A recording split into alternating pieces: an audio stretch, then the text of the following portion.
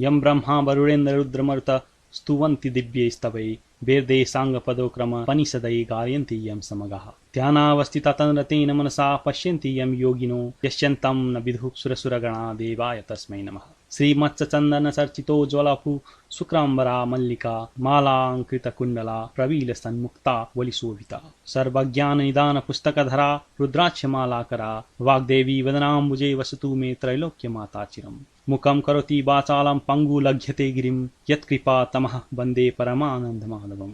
नमो भगवते तस्मै व्यासाय मिततेजसे यस्मत्प्रसादात् वक्ष्यामि नारायण कथामिमाम्। नारायणं नमस्कृतं नरं चैव नरोत्तमं देवीं सरस्वती व्यासं ततो जयमुदीरये। या कुन्देन्दु तुषारहार धवला या शुभ्रवस्त्रावृता या वीणावरदण्डमण्डितकरा या श्वेतपद्मासना या ब्रह्मच्युतशङ्कर प्रवृत्ति देवैः सदा वन्दिता सा मा पातु सरस्वती भगवती निशेषजाड्यापहा। कायेन वाचा मनसेन्द्रियैर्वा बुद्ध्यात्मना वा प्रकृति स्वभावात् करोमि यद्यत्सकलं परस्मै नारायणायति समर्पयामि। अथ 12औं अध्याय। कुमारजी आज्ञा गर्नुहुन्छ हे अगस्त्य मुनि। त्यसपछि हिमालय पर्वतले आफ्नी पत्नी मेनका गर्भिणी भएको थाहा पाई अत्यन्त हर्षपूर्वक आफ्ना मर्यादा अनुसार उचित कर्म गरिदिए। 10 महिना पूरा भएपछि मेनकाको गर्भबाट हिमालयकी कन्या जन्मिन्। ती कस्ती कन्या थिइन् भने 1000 सूर्यको तेज जस्तै तेज भएकी, रक्तवर्ण र कोमल अङ्ग एवं परम सुन्दरी, पद्मपत्र जस्तो नेत्र भएकी, 32 लक्षणले युक्त कन्या जन्मेकी देखेर हिमालयले वशिष्ठ प्रवृत्ति ऋषि ज्योतिषहरूलाई डाक्न पठाएर विधिपूर्वक न्वारण गराए। अनि वशिष्ठ प्रवृत्ति ऋषिहरूले विदा हुने बखतमा भने, हे हिमालय, यस बालिकाको नाम पार्वती राख्यौं। गिरिराज तिमी धन्य रहेछौ। यी बालिकाले श्री महादेव स्वामी पाएर 14 भुवनकी स्वामी हुनेछन्। समस्त पापी र दुष्टहरूको संहार गर्नेछन्। तिम्रो श्रद्धा भक्तिले हामी सन्तुष्ट भयौं। अब आज्ञा पाए आफ्ना आश्रममा जाने थियौं। यति वशिष्ठ आदि ऋषि ज्योतिषहरूले यस्तो भनेको सुनि हिमालय पर्वतले प्रसन्न भई नाना मणिमाणिक्य सुवर्ण द्रव्यादि दक्षिणा दिई प्रणाम गरेर विदा दिए। अनि समस्त आगन्तुकहरू र वशिष्ठ प्रवृत्ति ऋषि ज्योतिष आफ्ना आश्रममा गए। त्यसपछि पार्वती शुक्ल पक्षका चन्द्रमा झैं दिनदिनै बढेर ठूली भइन्। तिनले खेल्दा पनि शिव पूजा गरेर खेल्दथिन्। यस्ता प्रकारले बाल अवस्थादेखि शिवको भक्तिमा चित्त लगाइरहेकी थिइन्। एक दिन नारद मुनिले विष्णु भगवान कहाँ गएर भने, हे वैकुण्ठनाथ, हिमालयकी कन्या पार्वती सबै तवरले तिम्रो यज्ञ छन्। कस्ती भने लक्ष्मी भन्दा पनि सुन्दरी 32 लक्षणले युक्त भएकी ती कन्यासँग तिमी विवाह गर। यति नारद मुनिले भनेको सुनि विष्णु भगवान आज्ञा गर्नुहुन्छ, हे मुनि, के हिमालयले ती कन्या मलाई देलान् र? नारद मुनिले उत्तर दिए, त्यसको चिन्ता तिमीले लिनु पर्दैन। म अहिले गएर पक्का निधो गरेर आउँछु। यति भनी तुरन्तै हिमालय कहाँ पुगे। हिमालय पर्वतले भेटेर उचित सत्कार गरेपछि नारदजी भन्दछन्, हे गिरिराज, तिमीसित केही भन्न आएको हुँ। तिम्रा कन्या पार्वती वैकुण्ठनाथ विष्णुलाई देऊ। यति नारद मुनिको कुरा सुनेर प्रसन्न भएका हिमालय पर्वत भन्दछन्, हे मुनि, त्यो अत्यन्त उत्तम कुरा भन्यौ। तिम्रो आज्ञाले मेरी पुत्री वैकुण्ठनाथ विष्णुलाई दिए। अब विष्णु कहाँ गएर यो कुरा भन। यति हिमालय पर्वतले भनेपछि नारद मुनि वैकुण्ठ गएर हिमालयसित भनेको कुरा सबै बताए। अनि हिमालय पर्वतले आफ्नी कन्या तिमीलाई दिन्छु भने। यति नारद मुनिको कुरा सुनेर विष्णु प्रसन्न भएर भन्दछन्, हे नारद, तिमी धन्य रहेछौ। अब आफ्नो आश्रममा जाऊ भनेर विदा दिएपछि नारद मुनि आफ्नो आश्रममा गए। त्यसपछि हिमालय पर्वतले पार्वती कन्यादान दिन भनी सामग्री तयार पारी नारद मुनि डाकेर विष्णु कहाँ पठाई आफ्नो लग्न ठहराए। आफ्ना गुरु बृहस्पति आदि सम्पूर्ण देवता, यक्ष, गन्धर्व, किन्नर, दैत्य र नाग सबैलाई निमन्त्रणा पठाए। अनि विष्णु भगवान पार्वती कन्यादान लिन हिमालय कहाँ पुगे। उता मेनकाले हीरा मोती मणिमाणिक्य नाना रत्नले झकाझक पारेर वस्त्रालङ्कार पहिरै सिंगारी रहेकी थिइन्। त्यो देखेर जया, विजया, अजिता, अपराजिता आदि सखीहरूले पार्वतीलाई भने, हे सखी, तिम्रो आज विवाह हुनेछ। विष्णुलाई कन्यादान दिनेछन्। यति सखीहरूले भनेको सुनि पार्वतीले मनमा शङ्का उत्पन्न भयो। मैले बाल अवस्थादेखि नै श्री महादेवलाई स्वामी पाऊँ भनेर धाइरहेकी छु। अझ पनि महादेवलाई नदिएर अरू कसैलाई दिए भने म आत्महत्या गरेर मर्नेछु। तिनको कुरा सुनेर सखीहरूले भने, हे पार्वती, त्यसो हो भने तिमी यहाँ नबस। हामी कसैलाई पनि नदेख्ने अवस्थामा लुकाएर तिमीलाई राखिदिन्छौँ। लौ हिँड। यति सखीहरूले भनेको सुनि, हे सखी हो, जसो गर्ने हो गर, म केही पनि जान्दिन भनिन्। त्यसपछि सखीहरूले नदी तटको वनमा लगेर पार्वतीलाई कसैले नदेख्ने एकान्त ठाउँमा लुकाएर आए। त्यसपछि हिमालय पर्वतले आफ्ना गुरु बृहस्पतिलाई यज्ञमा बसाली सारा विधि गरिसकेपछि कन्यादान दिन पार्वतीलाई लिन पठाए।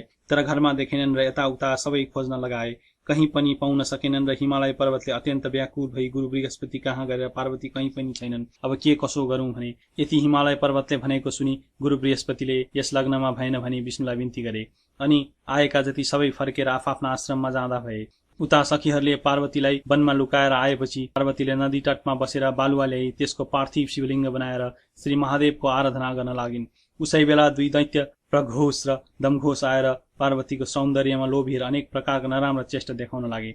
तिनको चेष्टा देखेर पार्वतीलाई रिस उठ्यो र तिनले हेर्नासाथ दुवै भस्म भए। अनि पार्वतीले बनाएको शिवलिङ्गबाट स्वयं महादेव प्रकट भई आफ्नो ज्योति स्वरूपको दर्शन दिनुभयो र हे पार्वती, तिमीले मेरो किन आराधना गरेको? पार्वतीले बिन्ती गरिन्, हे जगदीश्वर, मैले बालकालदेखि नै श्री महादेव स्वामी पाऊँ भनेर हजुरलाई धाइरहेकी छु। मेरा पिता हिमालय पर्वतले विष्णुलाई कन्यादान दिन लाग्न खोज्दा मैले भागेर यहाँ लुक्न आएकी हुँ। मदेखि प्रसन्न भई रक्षा गर। हे प्रभु, मेरो इच्छा पूर्ण गराओ। पार्वतीको यस्तो प्रार्थना सुनेर महादेव आज्ञा गर्नुहुन्छ, हे पार्वती, तिम्रा माता पितालाई कन्यादान नदिई मैले तिमीलाई मेरो भन्न मिलेन। फेरि विष्णु आएर तिमीलाई जस्तो उपदेश दिन्छन् उसै माफी गर्नु, इच्छा पूर्ण हुनेछ।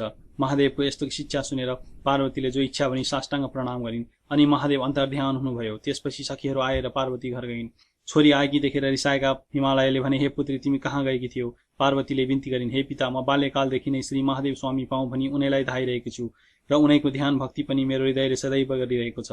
हजुरले श्री विष्णुलाई दिन लाग्दा लुक्न गएकी थिए। आफ्नै पुत्री पार्वतीले यति भनेको सुनि उनको न्वारानका दिन वशिष्ठ प्रवृत्ति ऋषि र ज्योतिषहरूले पार्वतीको विषयमा भविष्यवाणी गरेको सम्झी चुप लागेर बसे। त्यसपछि पार्वतीले विष्णु कहिले आउलान् र श्री महादेव स्वामी पाउला भनी अनेक तीर्थ व्रत दान धर्म जप तप नियम पालना गर्न लागिन्। फेरि निकै दिन बालुवाको शिवलिङ्ग बनाई पार्थिव पूजा पनि गरिन्।